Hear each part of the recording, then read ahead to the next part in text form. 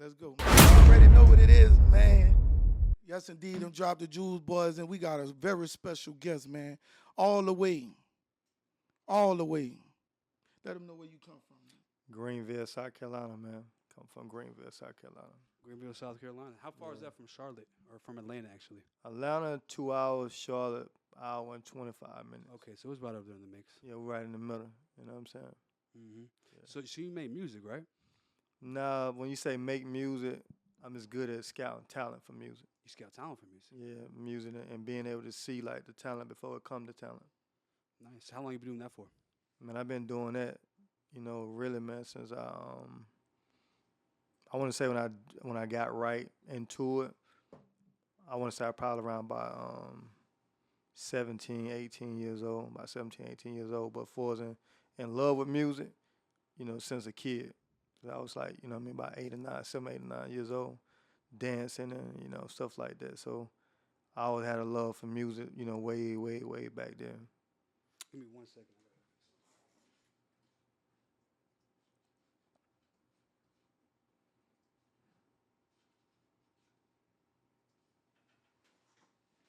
So what got you into working with artists? Well, what got me into working with artists, man, I want to say, I think I had my first set of clients, it had to be Question, and Cisco was my first, I think my very first artist. That was my first artist. That was from my neighborhood. You know what I mean? Super talent, something that, is rare coming from where we come from. You talking about like Thong Song, Cisco? Nah. I'm talking about, a guy, his name was Cisco. I think his last name was Miles. Okay. And then Question Clement. He was like a little brother to me. Mm-hmm. So you know what I'm saying? So I took them in, they was rapping, and they was like 13 or 14 years old. And then he had a hit song, Question did, when he was 16. So I took them, up on because they always looked up to me. You know what I mean? So, we always looked up to the older generation. They looked up to me because I was up on that older generation. So like a generation up on a generation, pretty much. You know what I mean? Looking at each other. You know what I'm saying? Right. Yeah.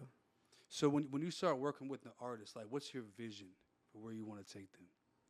My vision always is the number one most important thing is really getting exposed, because we ain't never got exposed. You know what I mean? Like at Houston or Dallas or Miami or Detroit, we ain't never been exposed. Period. You know what I mean? We kind of like get a talent that come through, and we talking about a generation that curse, bro. So we ain't talking about just me taking them to the top. We talking about just exposing where we came from. Right.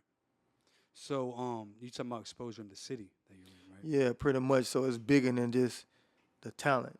I take the best one because I know once we crack that door in, it ain't gonna be no looking back. You know what I mean? And I know that from what these guys have, they can compete and run with the best. They just need that exposure. They just need that opening, that opportunity. Right.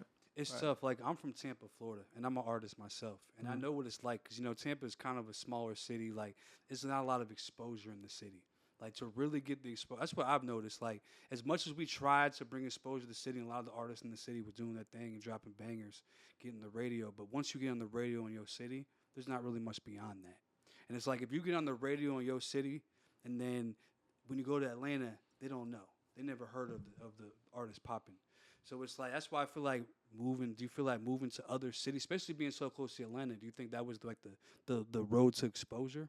Yeah, but you gotta understand that's the only way. You know what I mean? Because it's like sports. You know what I mean? You don't go to the league just because you're good in your city. You go to the league because you can beat and dominate the best of the best. When they put that draft board up, they know you dominated from your area all the way across the nation. And if you don't look at sports like that, music like that, and anything that you do like that, then that's why you don't compete or make it to the next level. You know what I mean? So when you do an interview with me, I'm pretty much gonna come tell you like I ain't gonna put it on my city. I'm gonna put it on myself, because it's me now after I learned that information to go another place and get it, because L.A. and New York is the only way you're gonna get the checks and make it. Ain't no deals getting cut in Atlanta. They call in L.A. or New York to cut the check to get the opportunity done. You just got to get the buzz any other these cities so they can see like, all right, he got or can run and do what he's supposed to do. I feel that a lot of people just go straight to Atlanta and don't conquer their city first. So you feel like conquering your city is just as important as going to Atlanta? I can't say that. I'm gonna say honestly, it's just conquering what you do best and get good at what you do best. You know what I'm saying? So if it take leaving your city, because sometimes your city can be your most downfall. Right. You know what I mean? I got an artist now, one of the most best I ever seen do it, and I done been around the best. But the city is what's that took him under because of the guys, the atmosphere, the people that he know he can go get something from and do and get jacked out. So really, your city is really your downfall. It's a curse. Yeah. It's a gift and a curse. So again, it's just like, I would say your city is what create you as an individual. But it don't make you as a whole. Yeah. Most definitely. Coming from New Orleans, man, my city made me in so many ways. But it showed me I gotta go. You can't elevate if you constantly are you stuck in the same position where you once was, because it's like a crab full of bucket. It's like a bucket full of crabs. Everybody trying to make it out. So when you find that niche and your glitch to make it out, that environment, you got to take it and go. You can't stand there and want to be in there and try to bring people with you because you felt that they've been down with you, man. There's a long way to being down besides just saying yes all the time. That's why a lot of people fall short. Even when they come down to people getting drafted and stuff, they get drafted, but they stay in their city. They going to college. They try to go to college in the same city. Why not go somewhere where you don't know people, where you got to get immune, you got to grow, you got to learn how to adapt. A lot of young men can't adapt in that world. Right. And the first thing they only could adapt to is killing, robbing, jacking, and selling drugs. Correct. When it come down to learning, they ain't willing to adapt. I can't see how you don't put just as much effort into learning and then to robbing, jacking, and it just kills me, man. So me making it out of New Orleans at 2015, at the age of 28 years old, that was too long. That was too long. To you young men, y'all don't have to wait so long. Stay in school, get that education, get that high school diploma, go to a college, build that resume, elevate. Elevate.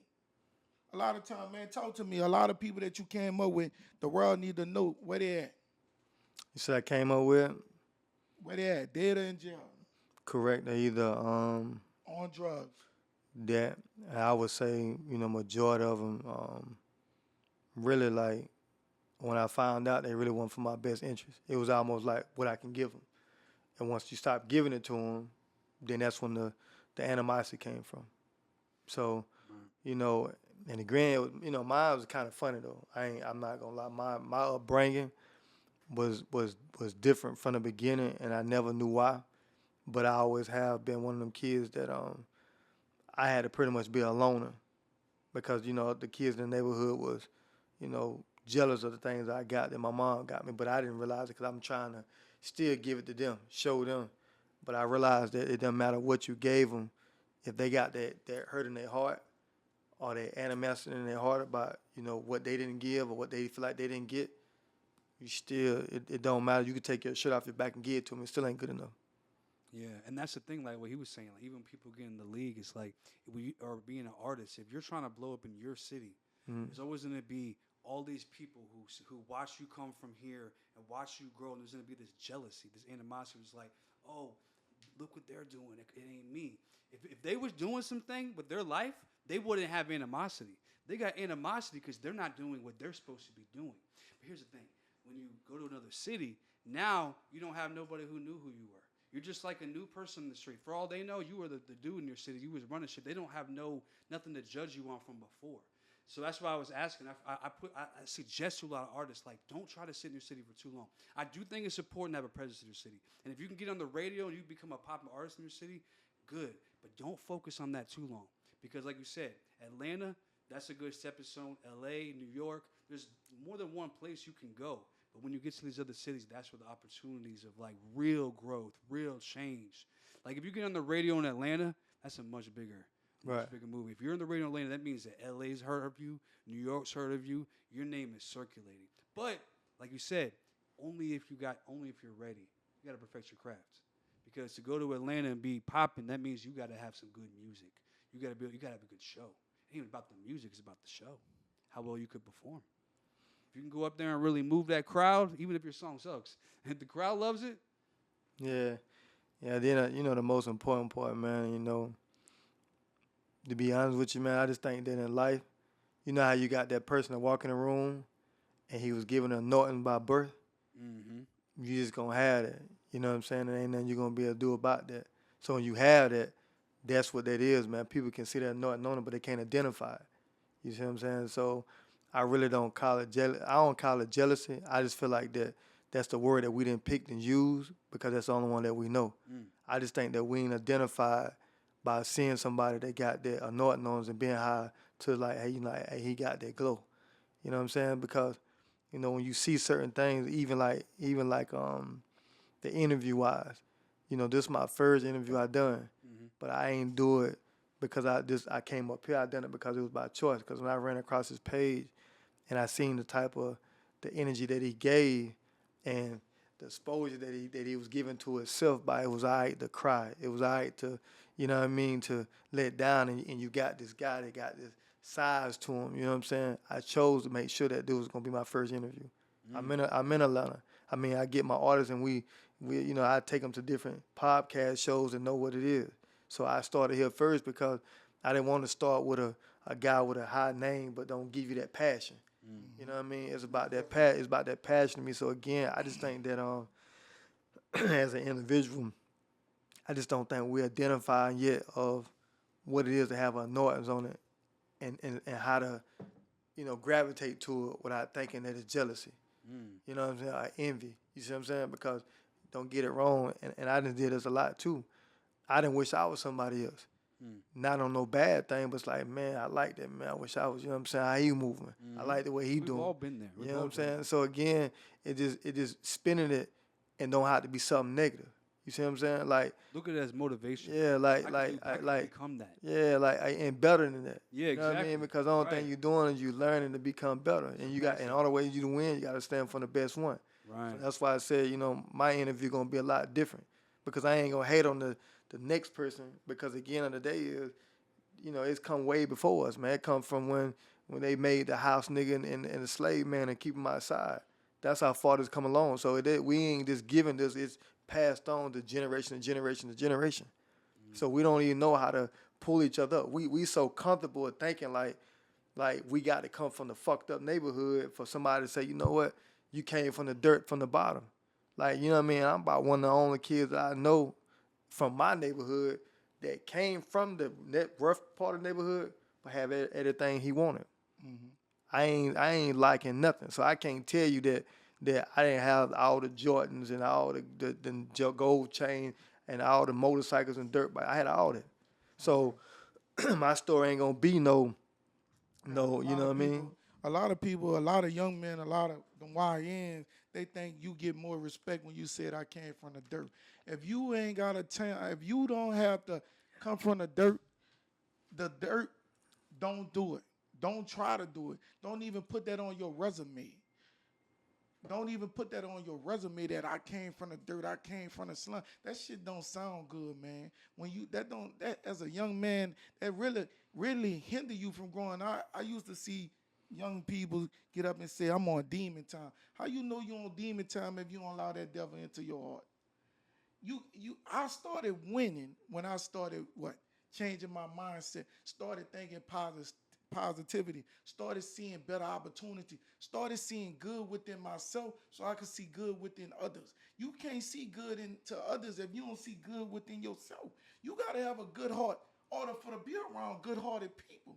You think that they can have a good heart and you got a bad heart and they ain't gonna expose you? Man, that shit gonna show, because when You it can comes, expose yourself. you are most definitely gonna expose yourself. And I understand what he's saying. You don't have to represent the hood to be respected in the suburb. If you going from the hood to suburbs to the hood, then you going backwards. You need to be going from the hood to the suburbs. Man, boy, people say, why you don't come back home to visit New Orleans? You from there? I said, why? When I leave something, I leave it behind for a reason, to better myself. I don't leave to go back to get to something to happen because that's not the mindset we need to have.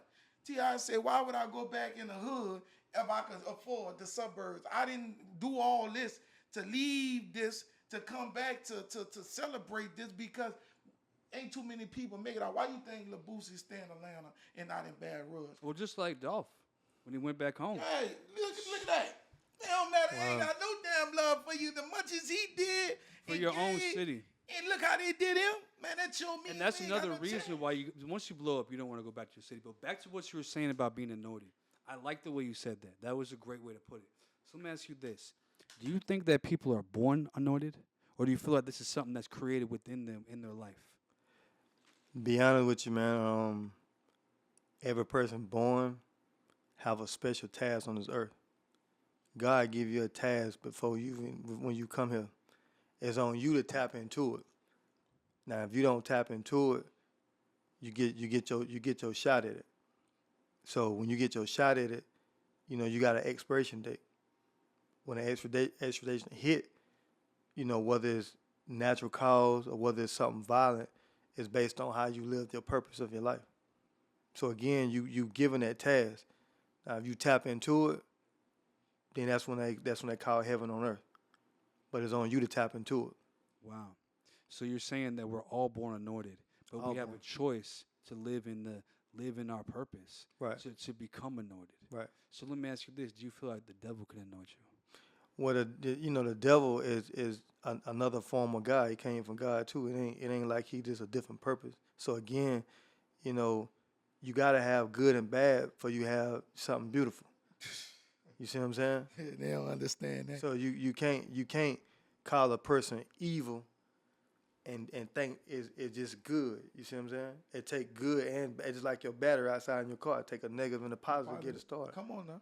You know what I'm saying? So again, you gotta have both. It gotta be right. So again, it's like your organs in your body. You know what I'm saying? You, in order to survive, you gotta have that part that kill the bad too, to keep us living. So again, you can't just like you want to call the devil or the demon time. It take the demon to kill a demon.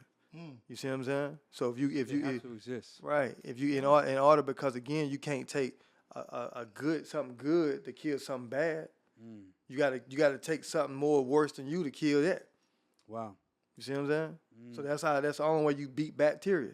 You can't take a bad bacteria to beat a bad bacteria. You gotta take another bacteria that's more stronger than that bacteria to kill out that one. Come on now. Wow. You see what I'm saying? See the mouthful. No, right. For sure. You know what I'm saying? So it's like, you just made me realize something.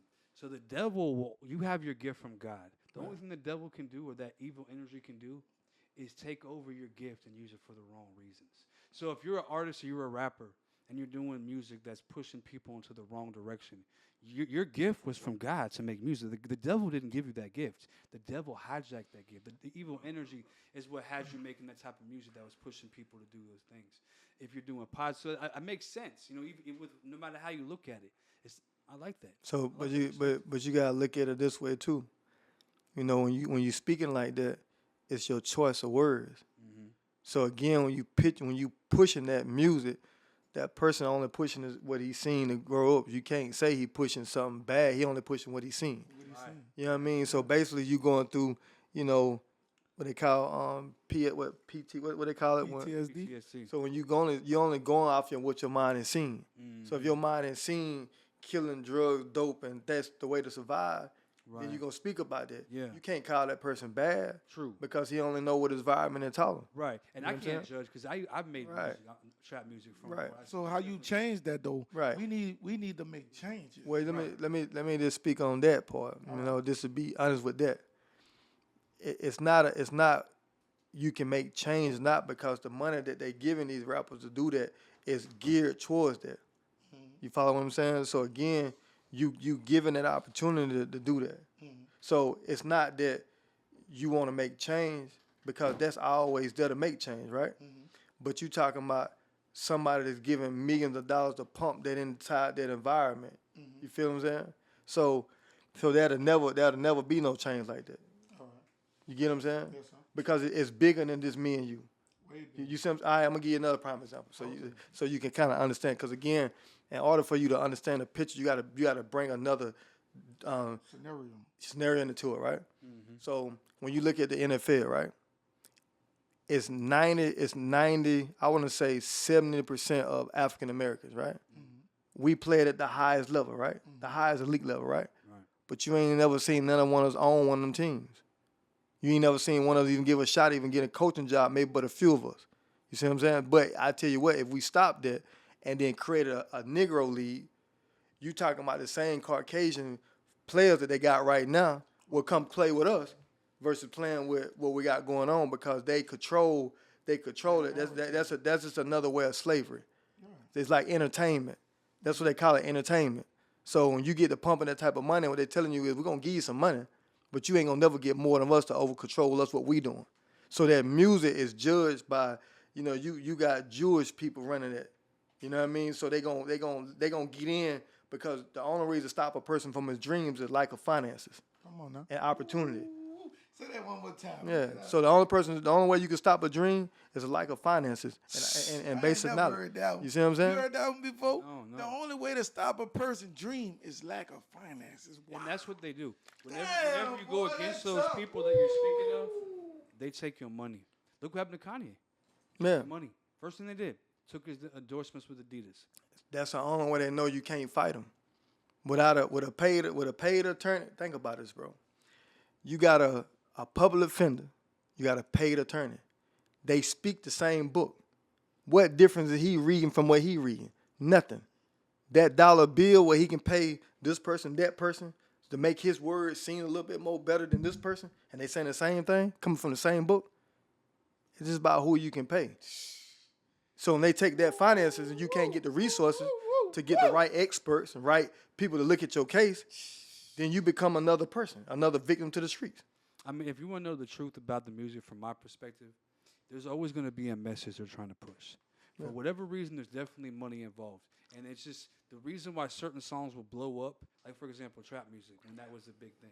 Because there was a lot, they were pushing, obviously, the message of selling drugs. They were trying to fill up prisons, whatever they're trying to do with that message. Then it switched over to doing the drugs. It went from, like, Jeezy, trap, to Future, Molly Percocet.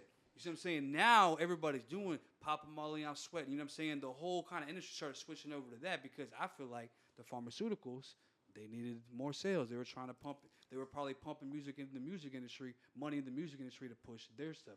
I always feel like there's a message, and the people you're speaking of, I feel like they're the one behind that message. And I'm sure there's a money, dollar signs behind it. It's like anything else, man. It's like, to be honest with you, man, I'm pretty sure you question the music right now. We all question the music right now. Mm-hmm. Not just the music, but who's behind it. Yeah. So basically, any song can become a hit song if you hear it repeatedly over and over again. Right. So basically, like you said, it's geared towards that, to let certain people in and basically, take certain people out. You see what I'm saying? So again, it's a lot bigger if you really look at it. But if you're looking at it for in or out and just looking at it from mediocre standpoint, you'll never get it. You see what I'm saying? Mm-hmm. So it's like myself. I don't even, man, I really can't even be around people no more because I know my way of thinking is different. When it's different, you begin to bump heads with your person beside you, and you ain't doing it but trying to make him be better. And a lot of people don't want to be pushed to be better. So That's very true, man. That's very true. And sometimes in life, you outgrow a lot of different things, a lot of different situations in your old mindset. When you outgrow your old mindset, you outgrow friends, you outgrow family members, you outgrow a lot of things that you used to entertain and realize, man, that shit didn't get me nowhere. So it take us black folk, a very long time to understand we our own downfall. Yeah. Oh, that's nasty. Yeah. Because we stop our blessing because we lose faith. We stop our grind because it hurt. Man. We stop our doors from opening because we don't want to put in the work. Yeah. All that shit I said stop our black, young, could be successful people from growing because we in our own way. Do you feel like this is like for a reason? Our blessings, hold on, I'm going to tell you. Our blessing be behind our bad habits. our blessings be behind our bad habits. We let our bad habits affect our blessing because we're afraid to change our bad habits. Change your mindset, you're going to see how far you go. Change your friends, I'm going to show you where you're going to elevate in life. Change your environment, going to show me where you're going to be at in the next 2 years. But stay in that same place, you ain't going to get nowhere. Trust me, I understand that. When people see me and they talk, man, you don't show me no love, man. Woo-de-woo, man. Why you don't holler at me no more? I say, because you still doing what we was doing 4 years ago. I ain't getting nowhere. Why would I holler at you? Why would I spend that corner when I ain't getting nothing from that corner? But I've been spending this new corner and I've been getting a lot of good things. It's like bad fruits and new fruits. You can't keep eating bad fruits and expect the new fruits or your new mindset to take a change if you still going through the same thing. That's why I tell people all the time. Change within you so everything around you could change for the better of you. So let me tell you, I'm gonna go even more deeper than that for you, bro. Do you know this shit right here, man, will be my first year that I pretty much just say, you know what? I'm pouring into myself. This is my first year. Do you know that I ain't got more pain, more cuts, more disappointments by trying to help the person beside me?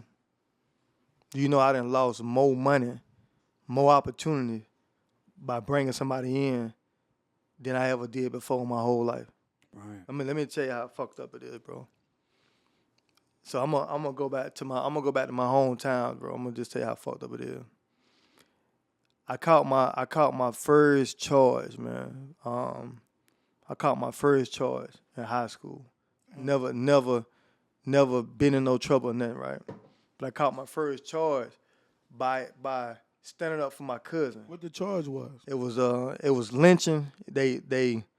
A white kid got lynched. What is called? What the charge? What charge? It was lynching. The first charge was considered lynching, but when we got the court, they changed it to strong arm robbery, and assault and battery. Okay. Well, they changed the charges, which you didn't even supposed to do that anyways when you got to court, right? But what's more fucked up is they took the pictures, and I was playing I was playing on the ball when you toss the ball up and go in the basket and win the ball, right? So I'm playing the game. My cousin come up to me like, hey, look, man, they just accused me. Now, keeping in mind, I go to school with these boys who got into the fight with the kid, right? So I caught my first charge. With them by just saying, you know what, nah, he was with me. You know, he was with you? Yeah, well, come on, we're going to lock both y'all up. So I'm like, nah, so we go to jail. Now, I could have just said, hey, look, bro, I'm going to call your mom, and you know what I'm saying? Right. But I stood with him in the midst of his most roughest times as a cousin, as a family, and wouldn't have never changed the day of it, but that same relative of mine, like, then did a few things, and I'm like, hey, bro, I ain't never went behind his back to try to steal from him, never went behind his back to try to sleep with his girl, but it all been done to me, right?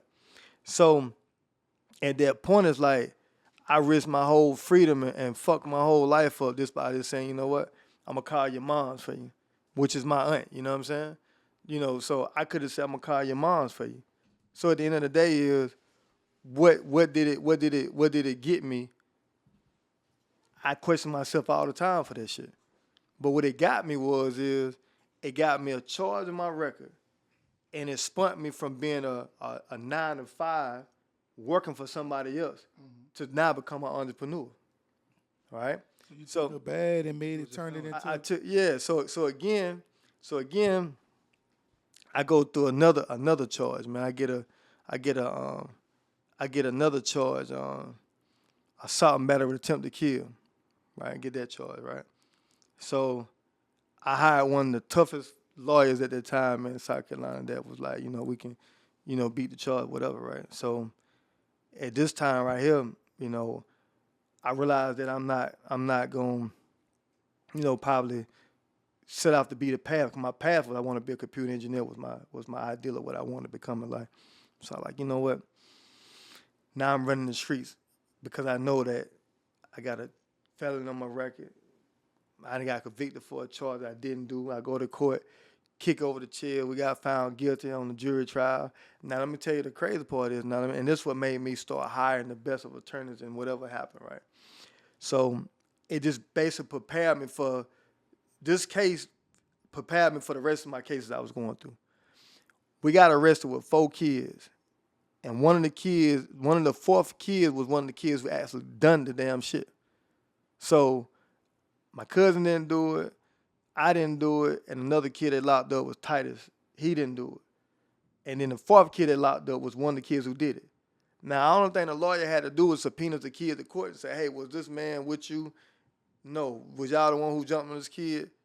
The same kid kidnapped another individual, took him to Charlotte, got pulled over. They locked him up in Charlotte, but the lawyer never brought the damn kid back to let him testify that he was one of the actual kids who done the damn shit. You see what I'm saying? We could have beat it at preliminary hearing.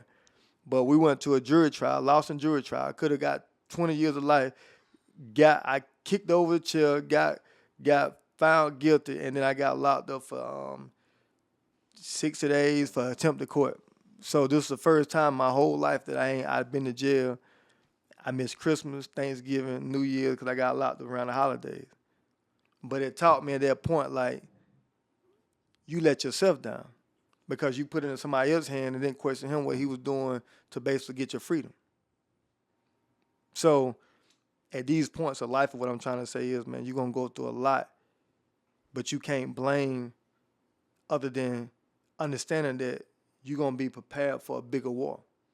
So in life, when you're going through getting crossed out by your friends or getting backstabbed by your friends, you're only doing like that because now you finna push the people that don't like you away from you anyways. And then you finna prepare for something that's even more bigger than that. Because if you don't prepare for it, you're only getting taught a lesson to prepare for what's finna come after that. Yeah, because you had the opportunity on multiple occasions to snitch.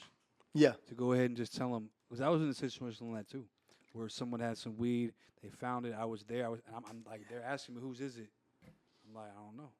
I'm not going to say it's his. I know it's his. You know what I mean? He said, I don't know. Which really, he should have been a real one and said it was my shit.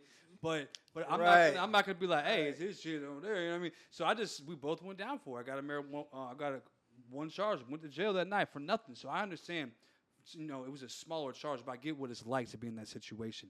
But you know what? You did the right thing. So let me ask you this. Now looking back at it, do you feel like you made the right choice by not just telling them that you weren't the one involved? You had nothing to do with it. Shit, we told them that. Oh, you did? Hell yeah, like, look, bro, you got the wrong motherfuckers, dog. Yeah. So what they did was, what we fucked up at is, we started talking before that, telling them, hey, you done fucked up. You done got the wrong motherfucker. We suing y'all. We gonna sue the fuck out of you. And what they did was, all right, they took a picture of our clothes and got them identified as a trial where we basically used them, got them pictures up and hung them up. And said these was the guys who done it, and we was the trial was from the head to toe, from the pants all the way down, because we told them we were gonna sue from the beginning what they did to us. Set us up. So basically, I've been set up through all my time. So now it's like I got a vendetta against them, they got a vendetta against me. I hate them, they hate me. Are you still in that city? Nah, I'm back and forth. So. I'm about to say, stay out of that place, man. Fuck them. God dang. Hey, listen, it's so crazy because all my charges, my worst part came from that city, and I was telling you know, I'm gonna tell you something, bro. 44 years, I'm 44 years old, bro. Man, you look good for 44. This the first time, bro, that I ever hung with my brother. I'm 44 years. This is one of my homeboys that I went out of town with for the first time. Because my homeboys and my part tell me that I turned my back on the only thing they did was ever cross me. Everybody I ever helped put money into, they never paid me or fucked me. You know what I'm saying? So again, I'm going to tell you this, man. I'm going to tell you what hurts you in your heart, bro. I'm going to tell you what hurts you in your heart. You know the federal government got a 97 conviction rate. Most definitely know that. You know what I'm saying? Anybody know the federal government has that rating, right? How about when you beat the federal government on fighting, and when you beat the state on fighting, you have a man right next to you, know you ain't no police, and tell the motherfucker you the police, just to try to put a stigma on your name. It's the most fucked up part about it. Oh yeah. You see what I'm saying? Mm-hmm. So I don't get why you would even do something like that. But I realized that somebody put something on your name. Yeah, bro. I'm talking about, and I'm gonna tell you the motherfucker who did it, bro. So I got this nigga I got this nigga in my hometown, man, that's a DJ, right? So a few people done said it, but, and I'm going to tell you, I'd have been to a situation where you get tricked out the streets. You got two ways to handle a person, right? Because we ain't taught, but in blacks, when we coming from that, like African American, we come from that right there, we don't talk for two ways. Either do something for the person, either get rid of them, or anytime you see them, you know, it's on sight, right? Right. But let me tell you something I had to learn, bro. Let me tell you something I had to learn. Sometimes you kill a man worse than that by letting him see you shine. Most definitely. And knowing that he can't stop you. Most definitely. So I'd rather kill a man like that because you know why though? Because, you know, I don't fear nobody but God himself. Most definitely. You see what I'm saying? So I ain't never worrying about nothing. At the end of the day, where I came from or how I was born, bro, you can't do nothing to me that I ain't gonna do to myself. So again, I'm gonna go anywhere, come anywhere. You know what I'm saying? So I feel in my heart that I'm not worrying about nobody doing nothing to me because one, you can never say I did anything. And what you don't know about a snitch is this, bro. You don't snitch on somebody and get set free. Your ass going to jail too. Yeah, the only way you beat a charge, bro, and did nothing, you got to go to trial and win it. And the only person that get away from not doing a case, he was never going to be charged in the beginning because he couldn't be charged. So they had to use him to basically convict you from being a person who done something. You see what I'm saying? So when you had to fight for your life, you realize all the rules and regulations. But let me tell you the fucked up part about it now. Talk to me. The dude who said I was the police is the dude who I helped turn into the DJ. Oh yeah. When I met him, he used to pass out flyers. He used to get wet in the rain passing out flyers for me. So I called him. I called him. I said, "Boy, you gotta hustle, boy." Yeah. I gave the nigga a name to tell him, "Boy, you gotta hustle.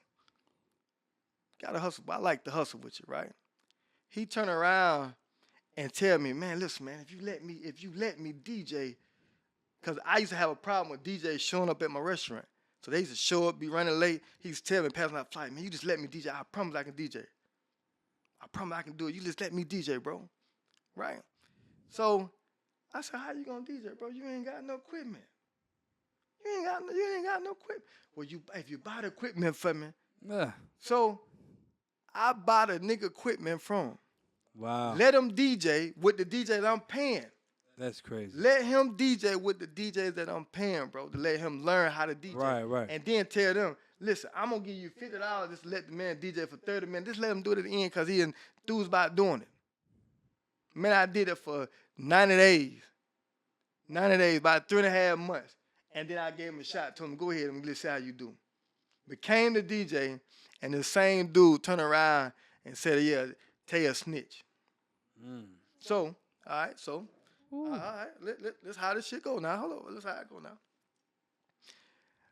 He seen me, and we was at another friend that passed, another DJ that passed. So this dude, he comes by and bumped me. We inside the club, he bumped me. So you know me, I don't fear now nigga, now person. I don't fear now police, government. I don't fear none of them. You know what I mean? He come by, he bumped me. When he bumped me, I'm looking at him like, "Bro, I know you didn't fucking bump me. I know," and it's the first time I'm even speaking about it. I said, "Bro, I know you didn't bump me." So I said, "Boy, if you ever bump me again, boy, I promise you I'm going to punish you." "Oh, we can go out." I said, "Well, come on outside then." So he want to get everybody all right, we get outside. So I'm telling him, I'm saying, "Hey, listen, man, you done did all this, no, and keeping in mind, I'm on house arrest. Right? So I'm on house arrest for allegedly shooting the security guard who actually tried to steal on me and take my jewelry." Damn, boy, you done been through trial. Right. Damn, boy, hold on, man. Hold on, let me pray for you while you. Hey, I'm trying. Hey, a whole lot. And let me tell you, I'm gonna tell you the crazy part. I'm talking about this how deep to go. So I got the show coming out, Hip Hop Road to Redemption, and it's breaking all this stuff down for how I got started and the whole breakdown, right?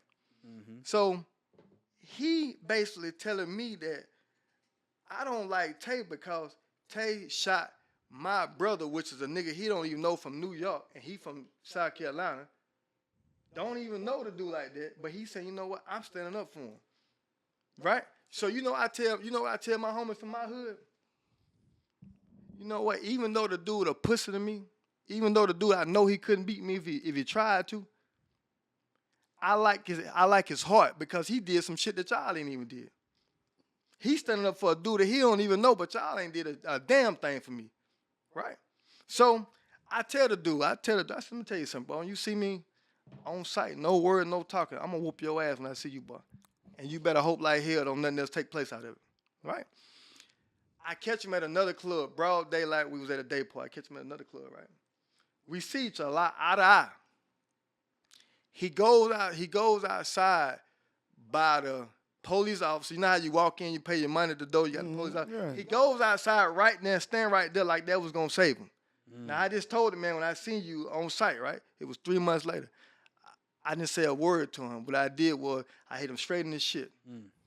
I hit him straight in his shit. Soon I walked up, he said something out of his mouth before he can finish that motherfucker. I made sure I'm gonna punish you. Right. You know what I mean? But when I done that though, when I done that, and I whooped his ass so bad and they had to break us up and get us apart. When I done it, I realized, you know what? I should have gave him a pass anyway. I let another person take me away from what could have happened. Now he showed me how much power he had in his hand by letting me stoop down to his level, and I knew he couldn't beat me. Most definitely. Right. What would I would have done for doing something to a dude that DJ? So that's that same dude you're talking Same dude. about. You. After he calls you police. After he called me the police, Everything, what he said, I'm everything. God damn. So when I whooped his ass so quick, so fast. You wasn't the police no more. Listen, no, listen. He got even worse. He got even worse and started now trying to antagonize me on social media that I don't even have. So I don't have an Instagram, but he want to do it on Facebook. So I'm like, you know, should I go even farther and do something to this kid? Again? Yeah. Again? God damn. Again. boy, So, listen, man. but listen though. Stay your ass away from that. Right. and So all that, right. man. Right. Listen, man. So again. What we gonna tell you and what we trying to tell you is, man, stay your ass away from people that will hinder you from growing that hate. Stop hating. Don't hate on me. It's just me, mama. It's just me. I deserve to be. I'm willing to put the work in. This man was willing to put the work in. See, I learned a lot of things in life, and I want you to understand this. By me being a younger man and you being an OG, I want you to understand this. You can't help everybody. Right. Even because they got a hustle, they got hate. A hustle bring hate. Because when you helping them, they feel like they could do it when you give them. When you pay a hustler more and he start getting his money, guess what he start doing? Disappearing from you. Disappearing from the people who helped them. That's the thing when it come down to life too. You can help a person, and if you help a person build, they forget who helped them build. Oh, listen, sir. You could be out there bringing you could bring the bricks. Boy, they will forget that you even invested in them. But no, I'll tell you this right now. I'm gonna say this. It's like, but before you say, let me say this. Like, what I'm hearing is you have your heart's in the right place, right? Right. Your heart's in the right place. Stay his ass out the hood. Right. But I'll tell you right now, there's so many people that I helped too that burnt me. I understand what it's like. You try to help somebody, you got the best intentions in your heart, and they burn you. But you know what I learned? Don't let it stop you from helping people. I'm going to tell you what I learned. You just got to be picky. You have to be very, very, very careful about who you help. No, Because I'm going to tell you right. Nah, what I don't was forget who still, you I are. was still. Listen here, bro. I was still. I no, hell no, no. I gotta go home wait for you. Hell no. I ain't never. I'm talking about never. I was never. Again, bro. I was never that person that didn't help. For sure. Like I just told you. Yeah. It's the first year that I stopped helping. Okay, and you said that you had more problems when you were helping people than. Bro, I done lost deal by bringing people to the table that ain't even supposed to be at the fucking table. Right. So basically, what I'm trying to tell a person is, bro, put that into yourself. Okay. You can't help a person, bro. You can't do that. The only thing you can do is you can help encourage, and you can't help them because bro, I'm telling you, like now. I had another kid. He wanna have a podcast show. Oh, come on, man. I don't want to help. I done helped so many different people, and they turned their back on me. They backstabbed me. They walked on my horse. I ain't helping nobody no more, Mom. I'ma help myself. I'ma make sure I overcome every trial and tribulation. I'ma feed myself. I'ma hunt for my own food. I ain't giving no more time to people. I'm only putting it in myself.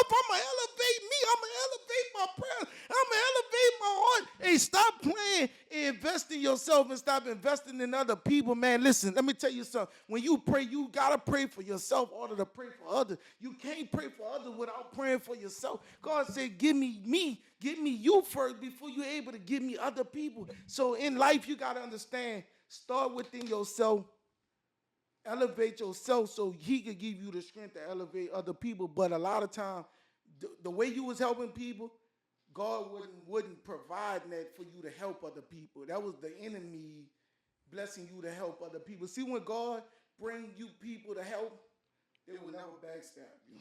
Not only that though, bro, is that what I done was I looked at God and told him, "You owe me this time."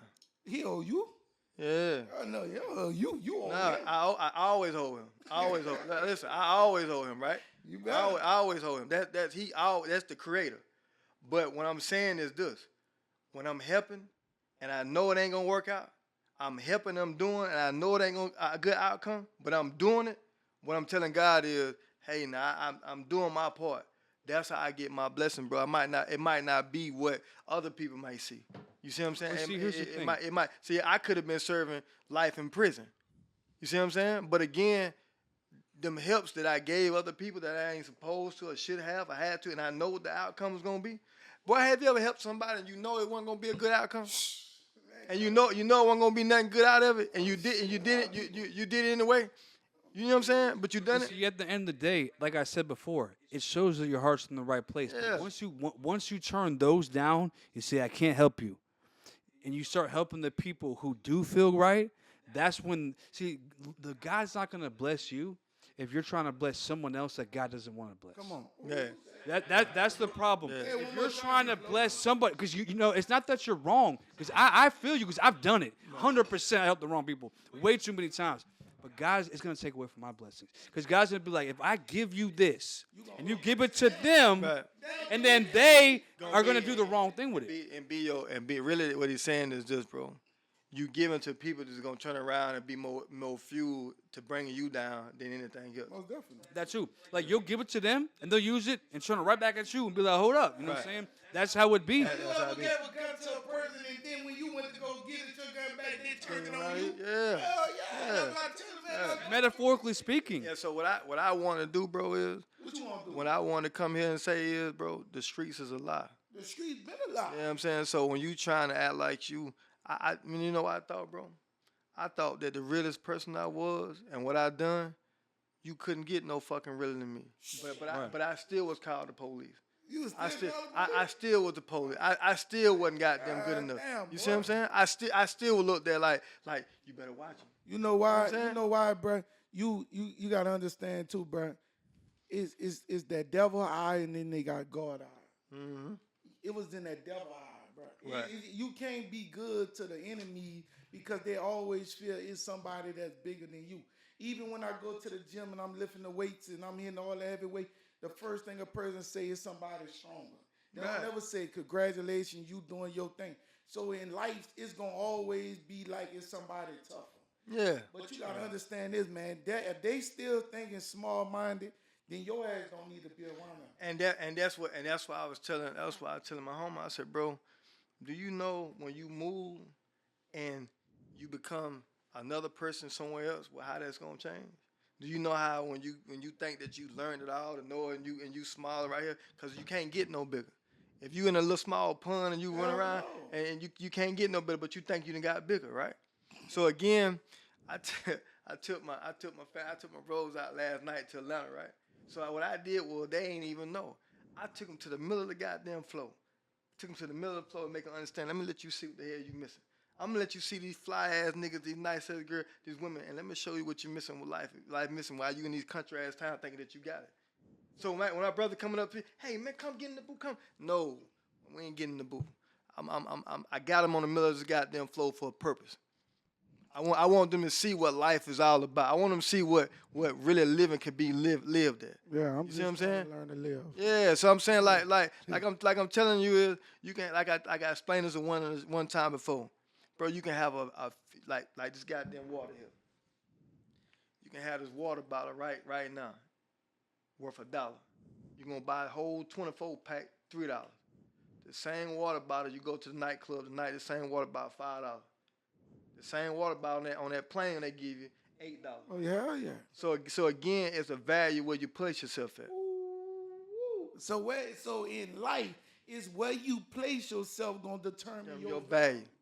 And the people, You know, they think $1 ain't worth shit until you save it to it's $100. So you go to another country. right? A better yet, man. You know what? The less value you gonna get is the people around you that think they know you. 100%. They're always going to expect something from you. Yeah. They want it free.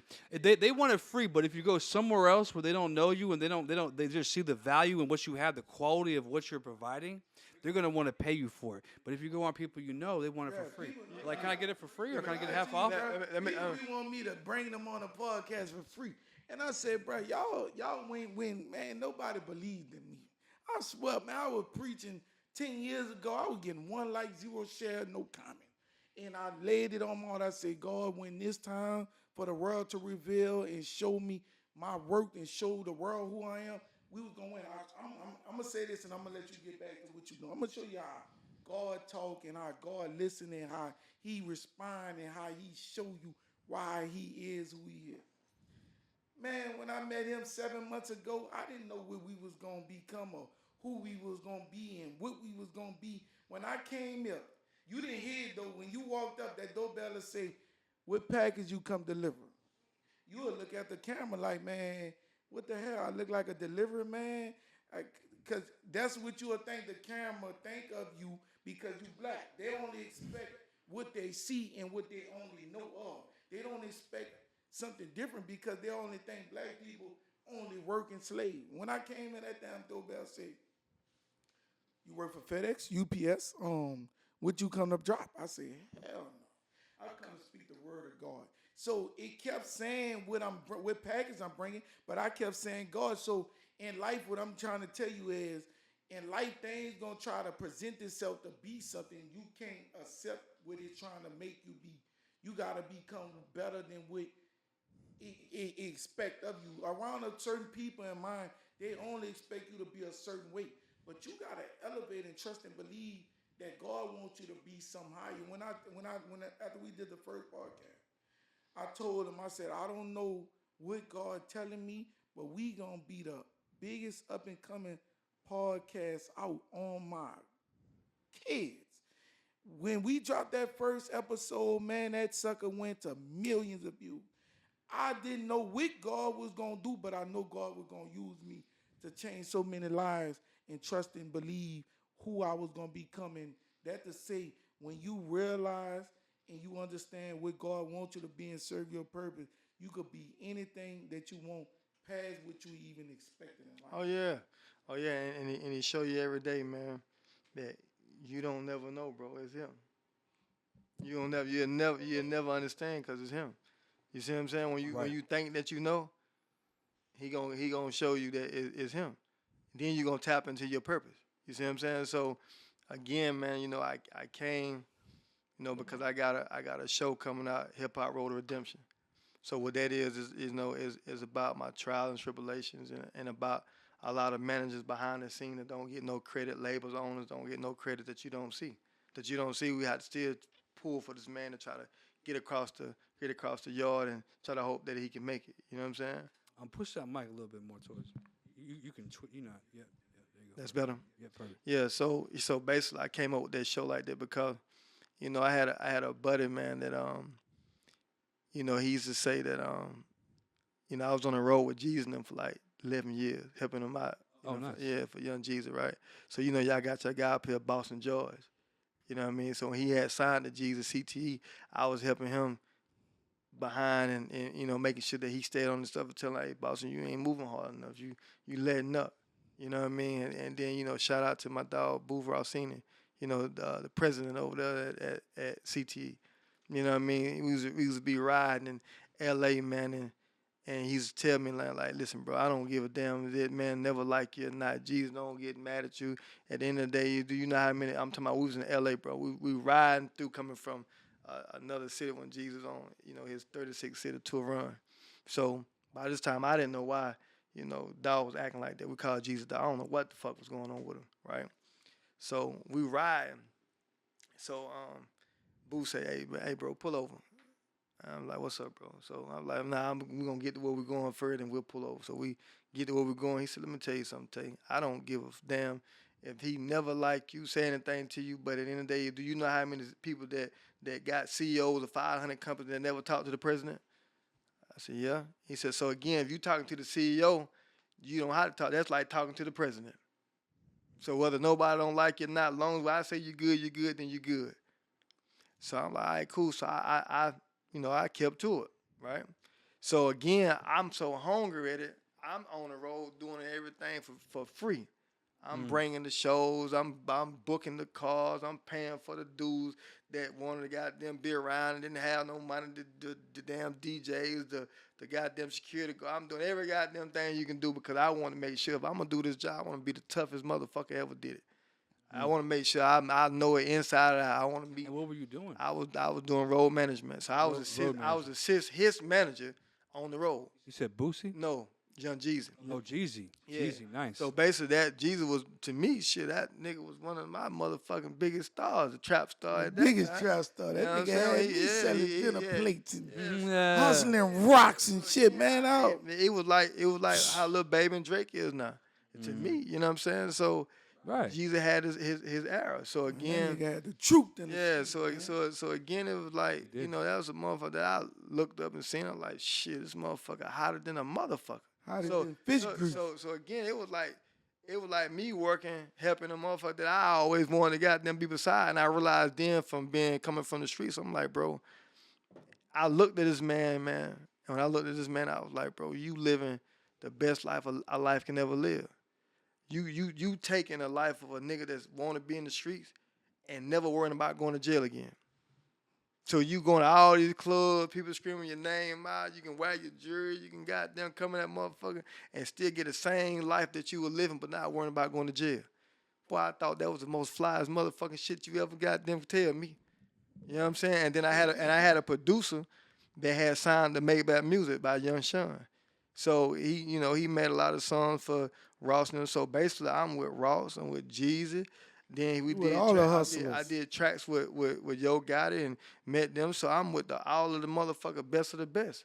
You know what I'm saying? So again, I'm looking at these guys, man, and I'm fighting a federal charge. Then I'm fighting an attempted murder charge. But I ain't making a dime because now I come from being one of the low key guys, making this move. I always been low key. I don't know why I ever won in life because I was always underestimated. I always won because you underestimated me. You know what I mean? I always went by Lil Tay. Then that was the name because I was small, so he called me Lil Tay. So I was always underestimated. So that's how I was always, played below the radar because you never thought that I had or become or whatever because I'm considered Lil Tay to you. Oh no, can't be. Can't be. You You know can't. what I'm saying? You still Lil Tay. I'm 200 and goddamn 20-something, 30 pounds. Now I can't be Lil Tay, man, goddamn, Lil Tay. Nah, though, man, most definitely, you ain't Lil Tay to me, man. Your ass got up out that damn truck. It look like Big O'Neal to me. Yeah. Nah. So let me ask you this. Yeah. So Man, this what's the nigga done hardest- went through a lot of shit. That's This what I was flow. exactly. God You already damn, know what I'm man. saying. God So damn. what's the hard? So out of all this, you told us a lot of stories. So what's the hardest struggle you feel like you went through in your life? The hardest struggle? Hardest struggle. Bro, you know the hardest struggle that I'm going through right now? Right now? Right now. Right now, talk to me. Then and now. I went to church, man. And when I went to church, the pastor saying, he was like, when I ride by the graveyard, I see a lot of graveyards, right? I see a lot of people in graveyards. That's a lot of dreams that never got accomplished. He said the most hurtful part that I'll ever want to imagine is when I go to the college and I ask God, why you didn't help me? And he tell you, I sent Chris over there, I sent Sue over there, but you never became who you want to become. So the only part that hurt me right now, bro, is, I done did a lot of shit. I done did a lot of things. I done came up with a lot of different things. I done helped a lot of people. And the only thing hurt me, bro, is that would I ever fulfill what I know I want to be and what I want to become. So basically what I'm saying is I question it every day, like, everybody have his own story, like, well, shit, I want to be a millionaire, right? And I done been a millionaire 2, 3 different ways. From a trucking company to in the streets, I done did a million. But again, I'm like, it couldn't have been my purpose because I didn't still, I didn't drive on how I wanted to drive on it. So I'm saying to myself, like, how do I become wealthy? I don't want to become rich. How can I become wealthy where I can live for generation to generation is my goal. And I know I got a few things I done came up with. And right now I got an app that's called Streamly that is going to be dropping 2 in August. So called Streamly? Streamly. So it's an app that Spell that. Streamly is STEARMLEY. Okay. Streamly. Okay. So Streamly is designed because you know how you want to go put your shows on TV Mm-hmm. and you got all these people gatekeeping, Mm-hmm. telling you, oh, we can't get you to Netflix, we can't get you to this, can't get you to that, and then when you bring your shit to them, what they tell you, it ain't good enough. Mm-hmm. You know what? I created something so that people don't have to go through that. So when I went through Atlanta, they didn't realize this, bro. But when I've been going through Atlanta for the last 6, 7 years, touching everybody's hand, talking and showing up, it wasn't because, and I don't even drink. Yeah, I don't smoke. I don't none of that, right? do anything. So basically, what they thinking is, damn, if the nigga right, first thing a nigga thinking if he can't give you nothing, is he right? So you know what? I want to make sure I built the brand, so when this shit drop, you never see me again. You'll know I did know him. I seen him a lot, so you'll know how to be able to touch me because I'm never gonna hold you back from putting your stuff on TV and getting it out there to the world. So I want to be That's a smart idea. So I want to be an owner that you seen, touch, and you knew I was for the people. You feel like Tubi is trying to do the same? similar? Tubi done it. Mhm. It ain't trying. Tubi done it. But let me tell you what Tubi doing. All Tubi stuff is free, right? Because Tubi money is made off of commercials. So I want my app to be done off of commercials, so I don't have to depend on you coming on my show and I got to charge you. I don't want to never charge you. I just want to basically put it out there so I can get my money off the commercials of people that want to see my people tuned in, locked in to be able to do it. So I built something so crispy clean, so nice, so right, to the point that when you see it, it's just gonna be the same way but better. Well, I'll tell you what. I like the name. Yeah, Great idea. Streamly. yeah. So I sent it to you. I sent it to you guys so you can, you know what I mean. You want to put it out there and do it. What we gonna put out that deep left, man? This nigga come with everything. Nigga that can't, he didn't be the charge, he didn't be multiple charges, he done been Right. attempted murder, all kind of. He didn't But say. what he said was, when we asked him what was his hardest struggle, he said that he doesn't want to be one of those people who, when you're walking by his grave, Would God he- forbid, when that day comes, long Man, time this from nigga now. got is- 9 lives. He like long a time cat. from there. Yeah, He he's got 9 exactly. lives, Like, man. he doesn't want people to walk by his grave and be like, oh, not be remembered. Man, listen. I'm gonna say. I'm gonna say this. I'm I'm gonna say this. You got 9 lives. Hey, I'm gonna say this right here. I'm gonna say this right here. It's not that because if you gotta walk past and look down, I didn't do enough. And if you walk past and they put a statue up, I did what the hell I supposed to do. Okay. You see what I'm saying? So do you think you did what you supposed to do? No, Damn. I ain't. All the shit that you did in this round, you don't think you did what you supposed to? No, I gotta ask you though, man. What he's saying is he's on the way. He said that I can feel for the it. last I can for feel the it. last year, can feel it. he said he changed his Hey, life listen, and he's you feel it, focusing on D Phlo? him. It's like, so I'll tell you what it is. He went from being in the grave to trying to build that statue. Right. He's building that statue from more metaphorically for your future. Right. You're looking at your future, you say, it's time for me to build this statue. Not build someone else's statue. Right. It's okay to support the people. I'm 100% behind it. I support the people. But best believe, no matter how much I support you, I'm building my statue at the same I gotta time. ask you, D-Blow. You gotta keep building- you gotta keep building your statue. But I gotta ask him though, man. I gotta get a little deep in. I gotta go ahead. tune What you into got? my level, my understanding. So you believe that the reason why you not there because you not in tune with God more? Did you have to in tune? Did you have to lock in with God more to identify yourself? Because a lot of times we lose ourselves because we not in tune with God. We not attached to God. Since you've been locked in within yourself, how much more you been attached with God? I'm gonna say this honestly. Mine's been opposite. I've been in tune with God before I even know what was wrongdoing. I only did wrongdoing because I felt like what came against me was never purposely posed to came against me. And now I realize that it was only God, because God the only one that can shape you, mold you, and bring that hurt to you so you can create, like I said from the beginning, to make you who you finna become. So if the storms don't come and the rain don't come and the bruises don't come, there's no way he can create who you trying to be. Very true. God, You believe in yin and yang. Yeah. You know, like the two sides. Yeah. It's like the both have to exist. Right. If you don't go through the same thing is people only grow when they're going through pain. Right. You don't grow when everything's happy and good. hell no. You're just like chilling, you're vibing. Everything Like hurt. I'm on the beach, I'm on the island. Right. But it's when you're over there like, bro, I don't know if I can eat today.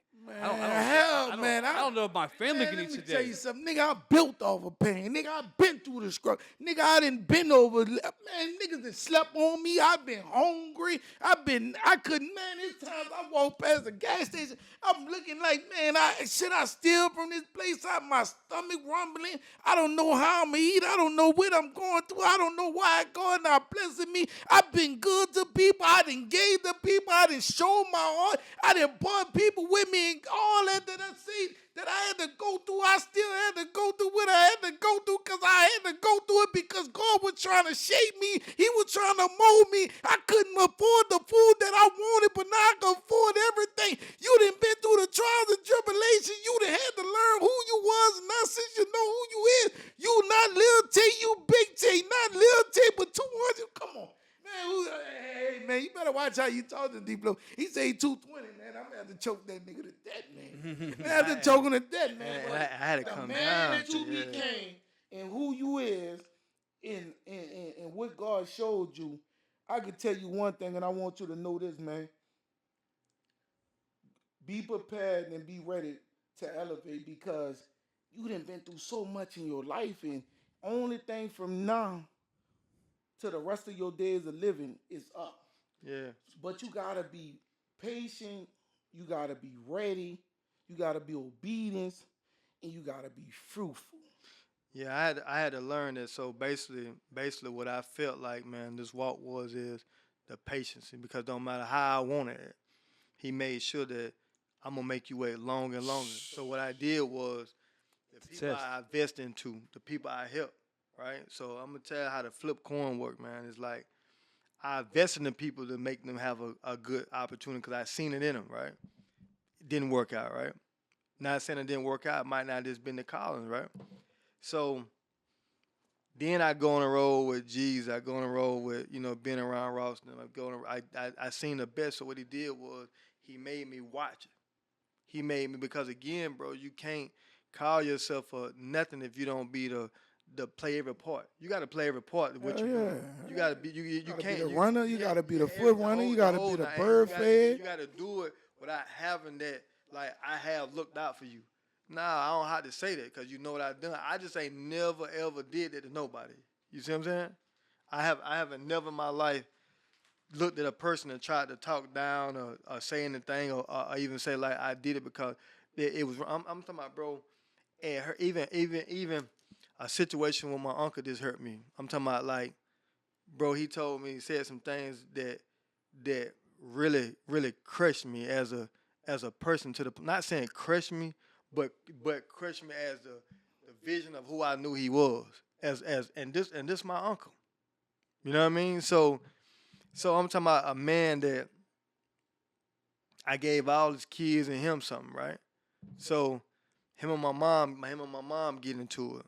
We talking about his sister, older sister, right? So anybody see your mom and some type of pain that hurt her, the first thing you're gonna do is what?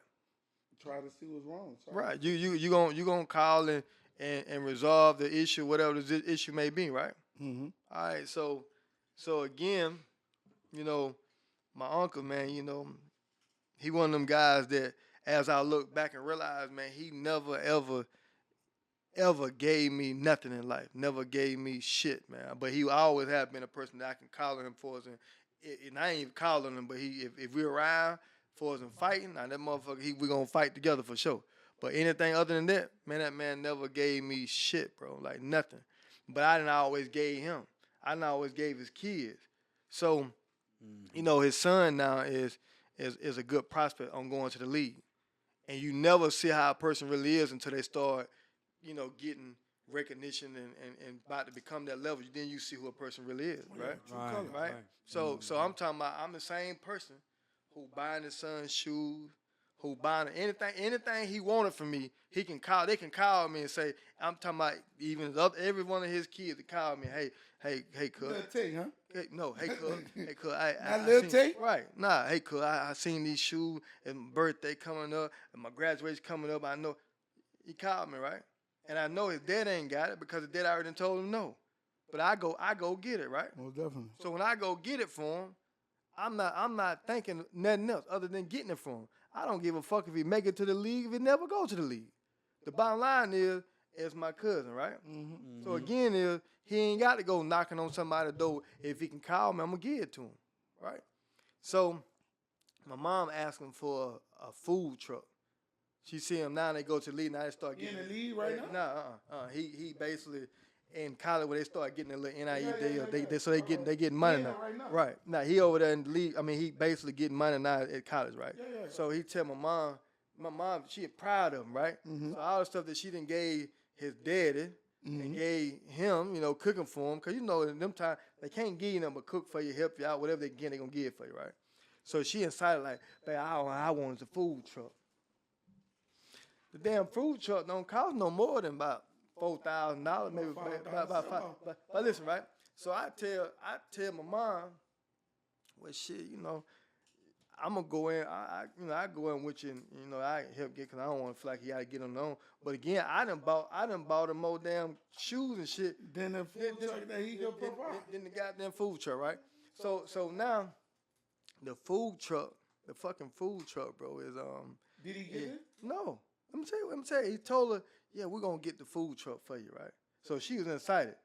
You know what I mean? Me, I ain't never excited, right? Because I tell a person right here, I tell a person one way, you know, you have to show me when you do it, yeah. then we'll figure it out. Because again, don't never be hurt. You always be hurt. You only get hurt anyway when you're expecting something and you put a person up. That's the only way a person can hurt you anyway. You know what I mean? That's anything, right? So my mom called him like, well, baby, you said you're going to get a food truck, and then I noticed you got these little $1,000 shoes on, you got this on, but I thought you were going to get the food truck. I'm telling mom, like, well, mom, you ain't got to ask them that, right? You don't supposed to ask them that. Don't ask that about that. If you need something, you know, you ain't got to do that, you know? So now here comes my uncle, you know, her brother. Tell her, hey, look, don't call my son behind my back. You supposed to go through me. It hurt her so bad, made her bad. So I'm like, what? So I had to call him, like, bro, hold on, let me talk to you. What the hell going on, bro? I said, why you call mom like that and tell her some shit like that, bro? I said, again, that's her damn nephew. She can ask him anything she want to ask him. He got to say either yeah or nay, right? Oh, man, right now he dealing with a lot. I said, he only dealing with a lot because you don't let him call to be able to talk to us. So if you're dealing with a lot, so if you hold that shit in, then you're going to always deal with a lot. You ain't the only one dealing with a lot. Everybody go through a lot. You know what I mean? So again, let him allow to call to be able to talk to anybody that he want to talk to. Well, I don't want him calling behind my back. I feel like she calling behind my back. I said, bro, what about when you needed something or when he needs something? They don't go to you then. They call us then, or you call or whatever the situation may be, right? So what's the problem? Let them have that relationship and they can call each other how they feel like calling each other, right? That's your sister. Well, listen, man, I don't worry about nobody but my family. I said, well, bro, listen, have you ever thought about this? What if we was your family before you had a family, before you had any kids. And even when you got kids, we still your family, right? So while we on the phone, I said, bro, you know what? I said, you know what hurt me up? I said, you know what hurt me, man? I said, your son ain't got playing right now. I said, we talking about your nephew, the same person who we slept together in the same bed, the same person that we shiver together when it's cold and cooked peanut butter jelly sandwich and made eggs in the microwave, that didn't know how we was going to eat here and there, wore each other clothes. Bro, you ain't even called me not one time and said, boy, I got a ticket for you. You want to come to the game? Even if you can come or not. He ain't offered me a ticket not one time, bro. Told me he ain't supposed to offer me a ticket. Now, I've been doing sports and music management for goddamn 20 years. He ain't say, hey, nephew, goddamn, hey, when we get this thing going, I'm gonna Let you manage my I'm son. gonna let you help. I'm gonna let me help the son out, right? You know what? He tell his son what Tay know. He ain't never played ball like this, right? So I knew I had to tell him. I said, what your coach know, because he ain't never played either. What your agent know that you using, he ain't never fucking played. But you letting them people still come in. But you know what? It's because I'm what you consider Lil Tay, right? Yeah, Lil That's Tay. how you look at me, Lil Tay, Yeah. right? So then he tell me, boy, you lucky to even be here by the skin of your teeth before he can finish. I hung up the phone because I ain't want to say nothing to him more crazy, because I could have said, you know what, you lucky to be here when you was basically drinking every day and ran off the goddamn bridge and damn to kill yourself. But I would never tell a man he was lucky, because that's God, bro. I would never low him like that for God. So right now, we ain't even spoke to this day. Because when he said that, because that's like I'm telling him, bro, whether your son make it, whether you make it, I don't give a fuck, dog, because again, it's gonna be whether I make it. Yeah. It's all on you, man. Yeah, You so- can't. so- Your life can't be based off of another person, or what you invest in another person, or where you expect to be off another person. Right. I tell people all the time, don't expect shit from me, cause I got family, I got kids, I got a mama, I got a daddy, I got brothers and sisters. So if you expecting anything from me, your ass gonna be in a long list of lines. Cause I'm trying to tell you something. I got some family who been here when shit wasn't looking good, when shit wasn't even, when I was constipated. And then I speak on that, and I spoke on that. I said to you bitch ass friends that y'all think y'all deserve something for all the work I done put in, for the times y'all done walked away, from the times y'all done believed in me. Y'all niggas crazy if y'all think y'all gonna come around and expect to get something from me. A lot of times people will forget where they come from until they get in a certain room. And when certain rooms don't work out, they want to come back into your life.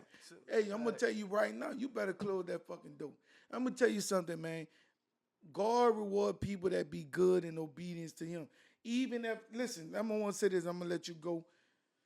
If that young man make it, he going to forget what it took to get there, because his daddy holds so many responsibilities on him, of him taking care of him. A lot of fathers expect us to do, their children to do for them because they didn't do it for their kids. Man, that shit don't work like that. What your kid put in is what they deserve. If they do it for you, it's because they want to, not because they have to. Right. You have kids, right? Nah. You don't have no kids. I no kids. God damn, nigga, all that shit you did and you ain't made no kids. That power I ain't getting to make them, because I was too goddamn stressed out and get to get God them. damn, boy, but I'm gonna tell you right now, boy, you still got a chance. I got a chance. You better go get you some of them Bluetooth. Yeah. You get you some of them Bluetooth pills and fuck like a dog. Yeah. And then once you create one of them babies, then you realize, man, let me tell you something. All the shit you did, everything that you had to overcome, boy, you better go get you one of them babies. Yeah. I told my boy. Oh, no, you ain't tell me Hey, nothing, man. listen, What's listen, going on? listen. You all right? No, well, You know, we sell Bluetooth bills, huh? nah, man. What it is, man. You know, I wanted kids so bad. I had to check and like, man, what the hell was wrong with me? How bad I wanted, right? My grandma always told me, like, baby, the way you like kids, you probably never have none. So when I went to the doctor, he was like, bro, you either got scar tissue, so it's gonna cost you about 25 grand to make this work for you. And again, we can't promise you it's gonna work. So again, when he told me that, I was like, boy, I gotta go and get another decision to make sure goddamn something wrong. So I go get two other people to check, like, make sure like, man, ain't wrong, right? So again, I'm like, do I need to focus more and become, you know what I mean, and get what I need before I do? Because you know you have them kids now. It's basically it's supposed to be focused center on them. Your kids basically is designed to say where I fucked up at, or where I made my mistake at. I'm gonna make sure you don't make them same Most mistakes. definitely. You know what I mean? You just another spin image of me of how I'm gonna get to. But you know what? Yeah. If you had a kid, it may have changed your trajectory. Oh yeah, bro, it wouldn't have been nothing about me no more. You know, I had All my that kid. shit you did, nigga. No, Yeah, it that wasn't- shit, when you wouldn't have did that shit. I ain't. You know, sometimes you do some shit when you ain't got no choice. Have you ever been in one of them situations right there? Shit, You know what I'm nigga, saying? I ain't in Hey, that situation, no, nigga. I'm hey, tell you that. hey, listen, now, you know. Yeah, I've been going to the dick doctor though, because I got a little situation, but Yeah, you right though, man. You better make you some kids. D Phlo, Yeah, pull them yeah. damn Bluetooth pills out and get my boy going, man. The way he going and the route he going, my boy ready to produce something. He ready. Hey, get you one of them kids that's gonna slow your ass down, man. Hey, Most man, definitely. hey. But look, Real. I'm gonna tell you this, bro. Like after talking to you, I feel like you got something big You coming. got a lot going You on. just gotta stay focused, Yeah. stay in the right direction, and Stay your ass out of prison, it's man. great. It's great to help people. It's great to help people, but just remember that, like he said, you have to focus on yourself. You have to build yourself up. Right. Like when you build yourself up, it's easier to help people pull them up. Right. It's hard. It's easier to pull someone up than to push someone up. So I feel like it's time to build it up, and then if you want to help people, pull them up because you're already up. Now I'm gonna tell you this, right, man. My mom told me this. She said, if you ride past a man, if he in a ditch, you leave that motherfucker in there, because you don't, he gonna pull you in there. Yeah. So basically, is now I'm gonna keep it 1,000 with you. If you want to help somebody, help the ones who are already running. Them the ones that basically they just need a little push. Little push. You know what I'm saying? So you help them. You know what I mean? Right. Don't help the one that they're expecting for you to buy they Everything. You know what I mean? Everything to make it happen for them. Yeah, Most right. You learned something. I agree with that. Your mama taught you something, man. Look, Yeah, she taught me the whole. What it is, little Hey, tape? yeah, now she got me. Little tape, huh? Yeah, well, she All right. You know, you might be too young to know about that. You know about the speed runners, the Jamaican movie, the what it's called? You too young, boy. You don't know about that. The vignette, what it was called? The Bondi River, Bondi Way. The Jamaican people that had that bobsled team. The bobsled team. Yeah, Man, yeah. yeah. See, you got to understand it take a team to be able to push that. Yeah. And you know that, remember that man that did with the dreads, he used that lucky egg. I got that lucky egg, that bobsled team. People doubted them. People didn't believe in them. People gave up on them. But in your life, you got to have a man on each side as an anchor. You got to be strong. And each person bring different strength. Every time you pray, bring different vision. But all your prayers that you putting in bring everything that you willing to accomplish. In life, you got to understand everything ain't going to go the way you want to. But I got to say this, and I'm going to let you get up out of here, man. We got to drop the jewels, boy. We got one of the most, y'all see what's going on. The man spoke about all the trials and tribulations he had to go through. And every obstacle in life he had to overcome. He didn't let nothing stop He him. never Nothing let destroy him. Man, this nigga came kept in going. D Phlo. I ain't gonna lie to you. The nigga came in. I had to tuck my shit, and this nigga came in icy. I ain't know what this nigga was doing. But that to say, he didn't give up on his trust and believe in his prayers and the work and the things that he wanted to be and become in life, man. You go through trials and tribulations in life. You only become better if you overcome it. You only become better if you try and become a better person. Don't let the shit that once try to hinder you from growing stop you from growing because you're afraid to become better in life. Young men to young YNs to whatever that you want to call yourself to young ladies. Man, you got to put that work in. Nothing come easy and nothing come overnight. I swear to God, man, on everything I love, this shit took me 10 years to get to where I'm at. Oh, it's gonna take you, and it's gonna take you more to go where you're trying to become. Man, you know one of the hardest things, I'm going to tell you this, and I ain't never speak this, I'm going to say this before I let you go. I question God all the time. Really? Yes, indeed. Hell yeah, man. D Phlo, I can't listen, bro. Every day life getting harder and harder, and I'm trying to figure it out.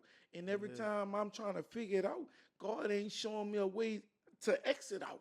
And I'm like, God, come on now, stop playing with me, man. I need my blessings. Listen, man, a black man don't have time. Mom need, children need, family need, I need. Man, God, what you doing? Stop playing with me. Talk to me now. I need it. Man, listen, bro. Every day, life bringing something. And only way that you could, like, at least see a little, bro.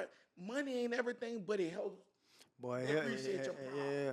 I don't need money to feel good. I need money to pay them down bills. Boy, them bills keep coming. And I said, oh, and I realized why a homeless man sleeps so good anywhere they stay.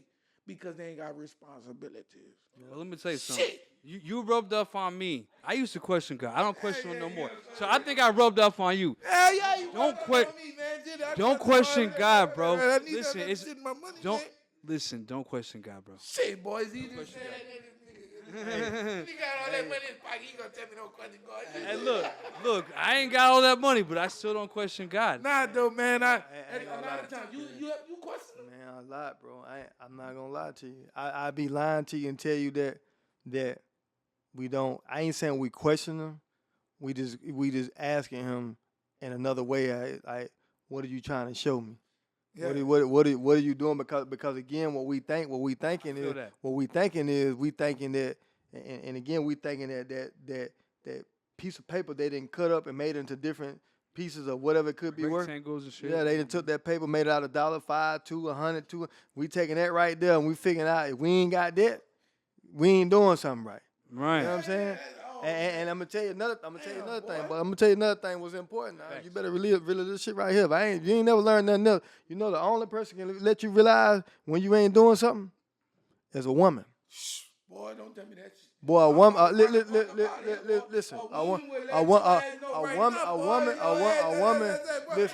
Listen. When you thinking that you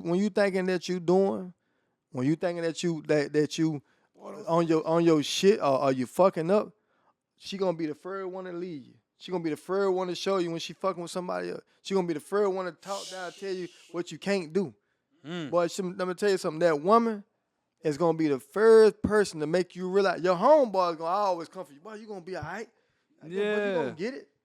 But that woman that you trying to impress, Right. or you thinking that you need her by your side, but she gonna be the first one to show you ain't doing what you think you doing. Yeah, boy. That's some facts. Yeah, bro. So They're gonna show you, gonna feel that one. Hey, If bro. your homeboy tells you, you're like, man, you a hater. Let me When tell the you, girl tells you, you're I'm like, gonna tell you, man. The number one thing, man, with people, man, that you see them to go through the worst, bro, is dealing behind a woman. Man, we gotta end that shit like that, man. The worst things, That's facts. man, that's tough. That's tough. So before we get at it, go Is and you tell them, married? like, No, I Is you didn't. married, nigga? You keep studying all No, that. I ain't getting married, bro. I just broke up with a young lady that we Young had. lady, hold on. Nigga. Yeah, young lady. Young lady. I just How broke old up. she was, nigga? 22? No, bro, we was together for No, how old she was? she was 40. She was 40. 41. 41. Damn, nigga, look like your heart broken. No, it ain't broken at all. No, it ain't broken at all, bro. All right. Nah, I mean, I was with her, man, since I was in high school, bro. oh wow. So again, man, like I said, a woman when they this happy or unsatisfied Yeah. or whatever, you know, with men, it ain't a lot to make us. You ain't gotta do a lot to make us happy at all. No. Right. So again, by us breaking up and separating, we still done it where I want to say we done it where we still able to talk, and still able to be friends. Yeah. You know what I'm saying? So again, sometimes, man, and this is me. Sometimes, man, you really don't need no distraction when you're trying to go to where you're going. Most definitely. That's very Because again, you know, our most worst parts was why when you go out you can't take me with you or whatever the situation may be, because now if you take your woman somewhere, you're gonna have to make sure that she is in the best interest. You got somewhere to sit. You got something to drink. Your focus ain't on you no more. Or focus what you're doing. It's focus on making sure they good and nothing like that. So again, very important. That's very important. When I went through all the stuff I went through, when I moved to Atlanta, and I had to become a whole different me, I didn't want that to be a distraction. Somebody seeing who or what. I wanted to focus, because my focus was on making sure you know who I was and build my other brand. So when I roll everything out that I've been working on, you'll know that, because the worst thing you can never do is put something that you love on Front Street. Most definitely. If you ever care about something, don't never show it to the world. I gotta ask you a question. I'm gonna let you go, man. I'm gonna ask you this, because I want the YNs, I want the young generation to know. I gotta ask you this. You said when you doing certain things and you moving and you grinding, trying to get to a certain level in life, you can't have distractions. You can't have people around you that you put before you, because a lot of times in my life moving forward to get to where I'm at, I used to want to put everybody in front of me, bring everybody, help everybody, encourage everybody, put them in front of me. And I realized God said, you can't get to where you going until you take care of yourself. A lot of men would say that today. In order for you to take care of other people, you got to take care of yourself. But I want to know this. Since y'all split up in different things like this is very important, because as a man, an older man telling a young man, so since you've been split up, have you been celibate? Because a lot of times, I want to break this down right fast. Being celibate make you so focused to where you can only be into grind mode, into elevation. A lot of times, we want to have sex, we have sex, and that shit slow us down. When you focus on yourself and say, I'm going to go 6 months celibate, man, you accomplish a lot. And I want the young men to know, I know you want to look at things that's on the outer to want things that you think that's good. If you go celibate for 6, 7 months, 4 months, that don't make you gay. That don't make you feel like you don't have what it takes. But that show God that you committed all the way into what you believe and trust in. And that's one of the things. Going celibate, I had to realize that. Elevating. Can't do that. I ain't gonna lie. That's tough. you have that's what you've been celibate, bro. Have you ever, and how long you did it? Because that bring being celibate, bro, is a very disciplined, very D Phlo. That should take a different. I'm not gonna lie to you, bro. Like for real, like I love pussy, but I gotta go celibate. everybody got their ways of how they become and what make them become who they is like that. I don't drink or smoke or anything like that. So again, I don't know what it would be like to be celibate, like, you know what I'm saying? But I do know what make me drive as a person is going around people and seeing them win. What make me win is seeing and going to the light and seeing you winning. And I like, boy, that motherfucker look good, don't Oh he? yeah. I respect that. You know what I'm saying? Big time. So basically is I tell my homies, I tell my brothers, and I tell, you know what I'm saying, I talk to them, I say, if you want to see somebody win on another level, go to the fights, go to the Super Bowl, go to the NBA like games, and go like right now. We came up to Houston, you know what I mean? Because I postponed this. I supposed to have came a couple times. I said, as soon as I come, I'm gonna do the interview. You know what I mean? And I ain't gonna do one until I come here first. So I'm up here now for this a change of scenery. Like, hey, we're gonna come to a whole nother place, come up here, party for the weekend. Not saying party, but get up here, work, but put y'all around other people so you can see what it would feel like to do to get yourself around other people and show how winning really look like winning. You see what I'm saying? So that's the only way you're gonna win. So again, to answer your question about celibates, is whatever you need to do to fully operate, because that's just like the NBA. That's all. Yeah, It don't have to be sex. Whatever you have to do, whatever you have to do to be fully locked in. That's it. That was the object of the game. That's a great. That's the best. That's what I want to hear. It don't have to be celibate, but whatever it takes to be the best version of you, that's what you have to do. That's what you have That's to do. what you have to do. Sacrifice you That's have to the make. sacrifice you have to make so you can elevate For yourself. and for yourself to be the best. Y'all already heard it. Y'all heard it, man. Them Drop the Jewels, boy. Not Lil Tay, but Big Tay. That nigga jumped out the car looking heavy and strong. Man, and guess what, man? We appreciate you coming in and giving the knowledge, giving the game, explaining, Your story. telling your story, and letting them know, man, I done been here, I was here, and this where I'm at today, This is where I'm going. and this where I'm going, So before we get out there, go and somewhere they can follow you at, where they can find you at. and what they expect from you. Yeah, they you can follow me on Instagram right now. I got tay.5star.ent. I got a clothing line coming out. It's gonna be SUSD. It came from Chris Lighter before he killed himself. That's how I got Sun Up Sundown Entertainment. He's always telling me, boy, you work all the time. So I got a label also, go by USSD, stand for Sun Up Sundown Entertainment, meaning 24 hours operation nonstop, because that's what it's gonna take to win. I got an app Streamly coming out as well. So hopefully by August we'll be dropping that. I got Hip Hop Road to Redemption coming out, so I'm gonna probably drop both of them on the same platform with one another. And this app is designed for you guys that if you're trying to get your music out, you know, a lot of people have a hard time getting on MTV, BET. I want to give you the same opportunities to be able to do that as well. If you got movies that you've been getting blocked and nobody won't let you upload it and telling you that, you know, you might not have this, might not have that. And I'm gonna even do even more better than you know, because I didn't even get this opportunity, so I'm gonna do it more better. If your movie or, you know, content that good, you know, even when you come on this platform, I'm also willing to, you know, market it and help it, because if you know, it will help, you know, my platform as well as yours. So, you know, I want to see you guys win, and you don't have to get resistant and held back. I created a jack, you know, several years ago, and it's called the Easy Jack. It help you change tires within like 5 to 7 minutes. So I also got, you know, something like that I done designed and done and got a patent on.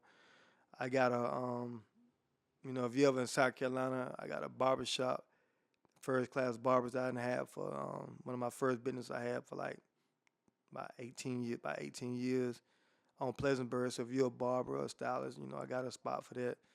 I got a trucking company as well, Quality Express, that, you know, got shut down, but I do got Prestige Logistics that also give drivers opportunity to, you know, work as well. And I'm turning my home in South Carolina, since I'm not gonna be there. I'm turning to an event center. So if you're looking to have parties or, you know, events or weddings, you know, I'm gonna make this place one of the nicest places you want to be able to go to have the opportunity. So, you know, Is South Carolina or North Carolina? South Carolina. Oh man, South D Phlo, Carolina. we gotta go to South Carolina, Yeah, man. That nigga come on talking down. about making some shit going on. We need to bring his own podcast up in there and make some shit shake, man. Most definitely. Yeah, I got a studio. I got a studio that I built in there too. So I got Come through, everything. nigga. You done Yeah, sit yeah. on the wall of Hall of Fame, nigga. So Yeah. we locked in. We've been locked in since we tapped in, and you know, I respect and I love what you doing, man. You brought some cool gentlemen with you, and they just let me know they willing to ride for you. They support you. They understand the vision. They see where you going, man. Keep doing what you doing. Don't change what you doing. Be obedience. Be fruitful. Keep making a difference in this world we living in. And it is what it is, man. I like them cats. They cool, man. I like Yeah, I man. like good energy, Yeah. and I like good people, man. And I see they came with good energy, good positivity. Only way you can win in life if you be willing to bring good energy and good positive energy, and bring that shit with you, man. Don't be afraid to lose. Don't be afraid to lose, cause you gonna lose sometimes in life. Like I tell people all the time, I didn't lost battles, but I always won a war.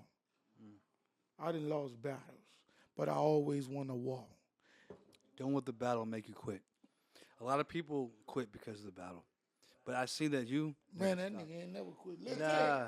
He's still at war. He's still at war. I gotta see that. That nigga still got that muscle, nigga. Let's Hey, take. yeah, You ain't got no muscle? hey, you know how you Yeah, look God good. damn, man. Come on, man. Put this shit out there. Let me see what you Nah, he got. want- Hey, he want- that's the reason why they call He it. beating you. He beating you. He beating you. Hey, Little Desmond.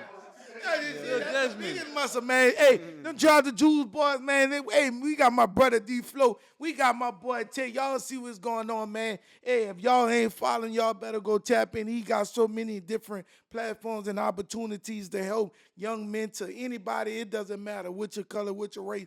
He trying to tap into each and every person. Hey, think big, dream big, move big, and elevate big. If you think small, you move small. You dream small, you live small. You're gonna stay small. You're going to stay small. Don't drop the Jews boys out of here. See y'all next episode.